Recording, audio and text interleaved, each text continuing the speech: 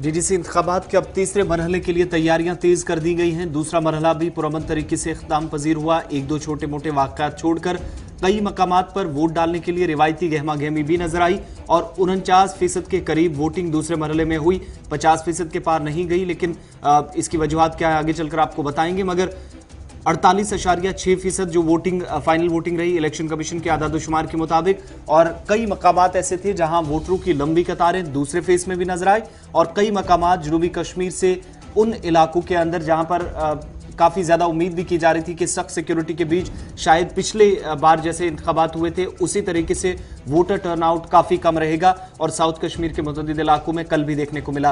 पुलवामा के अंदर सबसे कम वोटिंग हुई, लेकिन दूसरे इलाकों के अंदर भी ज़्यादा परसेंटेज साउथ कश्मीर के अंदर स्पेशली नज़र नहीं आई।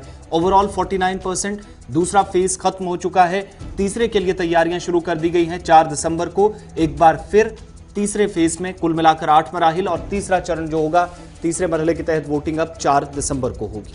वोटिंग 4 दिसंबर को होगी। लगभग 50%, 49% जो है वो वोट हुआ है। और इस तीसरे मरहले में एक खास बात ये भी होगी कि दूर दराज इलाकों में वोटर टर्नआउट क्या रहेगा वो बड़ी बात होगी, क्योंकि लाइन ऑफ कंट्रोल के कई इलाके नॉर्थ और साथ ही पीर पंजाल के अंदर जहां पर आप देखेंगे कि सरहद के करीब जो रिहाइश पजीर है उन्हें वोट डालने का जो है हक, वो उनका हक जो है उसका इस्तेमाल करने के लिए 3 यानी 4 दिसंबर को तीसरे फेज में उन्हें मौका मिलेगा। तो ये बड़ा इंपॉर्टेंट फेज होगा।